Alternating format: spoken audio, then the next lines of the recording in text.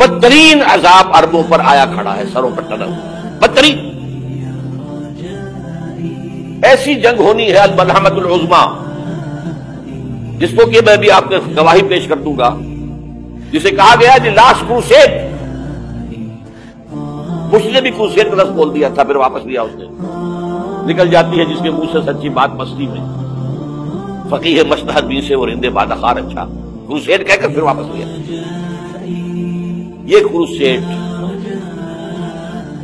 اس کے اوپر جس قدر نقصان ہونا ہے عربوں کا، گریٹر اسرائیل بنے گا، یہ عراق، شام، اردن، سعودی عرب کا کچھ شمالی علاقہ، ترکی کا جنوبی علاقہ، مصر کا صحرائے سینا، اور اس کے ساتھ ہی جو بہترین اس کا زرخیز ترین علاقہ ڈیلٹا آف نائل، یہ سب یہودیوں کے قبضے میں جائے گا۔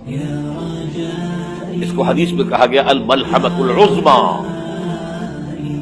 عیسائی 80 علم لے کر مسلمانوں کے اوپر حملہ آور ہوں گے، اور ہر علم کے نیچے 12,000 فوج ہوگی، 9.5 لاکھ فوج۔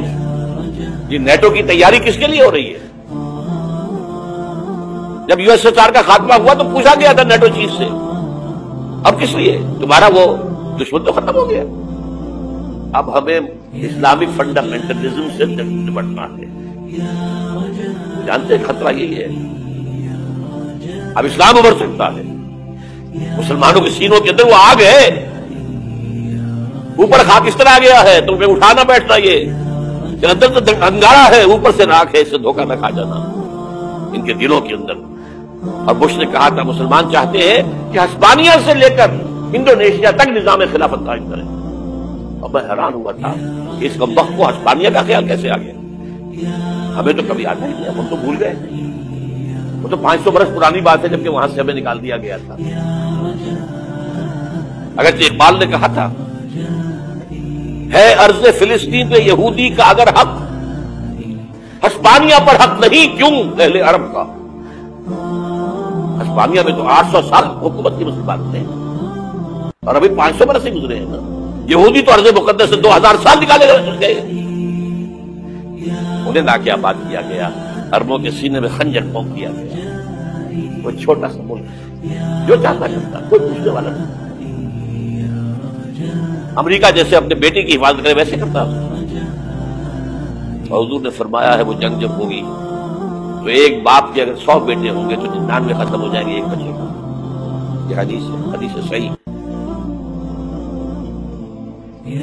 اور آپ نے فرمایا ویل للعرب من شر قد اقترب، عربوں کے لیے ہلاکت ہے، عربوں کے لیے بربادی ہے اس شر سے جو قریب ہے۔ اور آج جس طرح انہوں نے ان کی تہذیب کو اختیار کر لیا، دبئی جا کر دیکھیے، بدترین مغربی معاشرہ جو ہے وہ دبئی کے اندر اپنے قائم کر کے دکھا دیا۔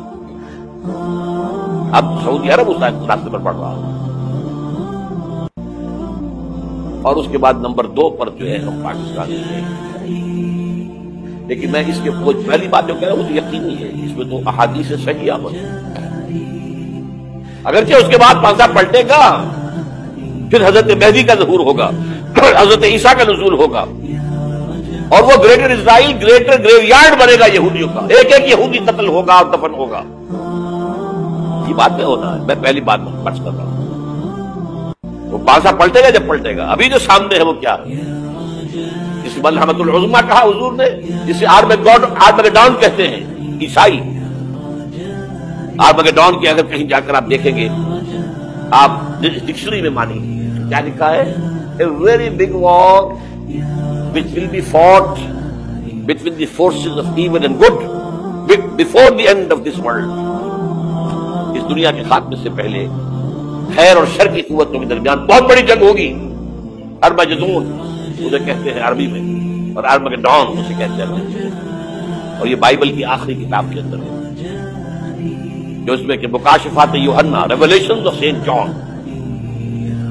یہ تو میں کہہ رہا ہوں یقین کے ساتھ، اور زیادہ دور نہیں آیا چاہتا ہے۔ اس لیے کہ یہودیوں کا اور عیسائی جو کنزرویٹوز تھے، نیو کنزرویٹوز، ان کا 5 نکاتی ایجنڈا ہے متفق علیہ، جس کے تحت یہ جنگ صلیبی شروع کی گئی۔ تو سن لیجیے آپ، آرمگیڈون نمبر 1، گریٹر اسرائیل قائم ہو جانا اس کے نتیجے میں، نمبر 2 مسجد اقصی اور قبۃ الصخرہ کو گرانا، نمبر 3 وہاں تھرڈ ٹیمپل، وہ مسجد جو حضرت سلیمان نے بنائی تھی 1000 قبل مسیح میں، پھر برباد کی تھی نبوکدنضر نے، دوبارہ بنائی گئی، پھر دوبارہ ختم ہوئی 70 عیسوی اور تک گری پڑی، ان کا خانہ کعبہ گرا ہوا ہے 70 عیسوی سے لے کر آج تک۔ ایک دیوار ہے ویلنگ وال، جہاں جاتے ہیں، روتے ہیں، پیٹتے ہیں، معلوم کرتے ہیں، وہاں وہ بنے گا تھرڈ ٹیمپل۔ اور نمبر 4 اس میں لا کر رکھا جائے گا تخت حضرت داؤد کا۔ یہ تخت کہاں ہے اس وقت؟ یہ لندن شریف کے اندر، جو ان کی پارلیمنٹ کا جو چرچ ہے، ویسٹ منسٹر ایبے، اس میں رکھا ہوا ہے۔ ایک پتھر تھا جس پر بٹھا کر حضرت داؤد کی تاج پوشی ہوئی، پھر حضرت سلیمان کی ہوئی، پھر وہ پتھر رکھ دیا گیا جب حضرت سلیمان نے بنایا ہیکل مسجد اقصی، وہاں رہا وہ۔ ہر بادشاہ جو تھا یہودی اسی کے اوپر بٹھا کر اس کی تاج پوشی ہوتی۔ سن 70 میں ٹائٹس نے گرایا اسے ہیکل کو، وہ پتھر لے گیا، وہاں سے روم گیا، روم سے آئرلینڈ گیا، آئرلینڈ سے اسکاٹ لینڈ آیا، اسکاٹ لینڈ سے انگلینڈ آیا، اور اب وہ رکھا ہوا ہے 14ویں صدی عیسوی سے آج تک۔ وہ ویسٹ منسٹر ایبے میں رکھا ہوا، ایک کرسی کی سیٹ میں اسے بنا دیا گیا ہے تخت کی شکل۔ اب انگریزوں میں کوئی ملکہ ہو، کوئی بادشاہ ہو جس کی بھی تاج پوشی ہوگی، اس میں ہو، یہ لا کر رکھا جائے گا تھرڈ ٹیمپل۔ اور اس پر یہودیوں کے خیال کے مطابق ان کا مسیحا آئے گا جو مسیح دجال ہوگا۔ عیسائیوں کے خیال کے مطابق حضرت عیسیٰ آئیں گے، وہ ہمارا بھی خیال ہے حضرت عیسیٰ آئیں گے علیہ السلام۔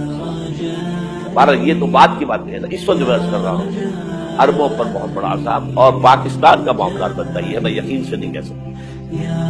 ہینگنگ ان دی بیلنس، ہو سکتا ہے اللہ تعالیٰ آپ پر رحم فرمائے، ہو سکتا ہے، اگرچہ اسی میں شرائط ہو۔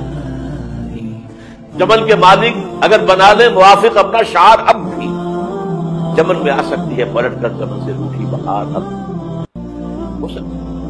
اور یہ بھی ہو سکتا ہے کہ اللہ تعالیٰ نے معجزانہ طور پر ہمیں ملک دیا، ہم نے اللہ سے بدعہدی کی، وعدہ خلافی کی، غداری کی، لہذا سزا دی جائے اور ہم سے یہ ملک چھین لیا جائے۔ اٹس جسٹ پاسبل، دور نہ سمجھے، انہونی بات نہ سمجھے۔ جو گھیراؤ ہو رہا ہے آپ کا، آپ کے مغرب میں نیٹو فورسز اور مشرق میں بھارت فورسز، بھارتی فورسز گدھوں کی طرح بیٹھے ہوئے انتظار کر رہے ہیں پاکستان اور ڈسٹیبلائز ہو جائے، یہاں اور بدامنی ہو جائے۔ اب لاہور میں پھر آج دھماکے ہو گئے، 2 دن پہلے کا دھماکہ میں سہ کے آیا ہوا ہوں، آپ کے سامنے بیٹھا ہوں، تو جانے بچی نے جو ہماری اکیڈمی کا حشر ہوا میں آپ کو نہیں بتا سکتا۔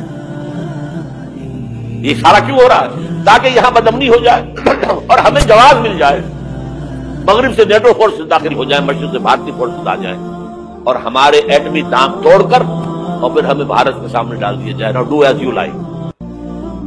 یہ ان کا نقشہ ہے، ہوگا کیا وہ اللہ جانتا ہے، ہوگا وہ جو اللہ چاہے، لیکن اللہ کا چاہنا جو ہے وہ کس پر منحصر ہے؟ یہاں انقلاب برپا کرو، یہاں اسلام لاؤ، اگر دھندوں میں لگے رہو گے تو وہ خود بخود نہیں آ جائے گا انقلاب۔ صحابہ نے جانیں دی تھی، کتنی تکلیفیں اٹھائی تھی، 12 برس تک مکی دور کے اندر بانشہ درویشی در ساز و دمازم سن، جو پختہ شبی خدرہ پر سلطنت جم سن۔ یوم طائف یاد ہے جو حضرت عائشہ فرماتی ہے، جو میں نے پوچھا تھا حضور سے کہ یوم احد سے زیادہ سختی بھی آپ پر کبھی آئی؟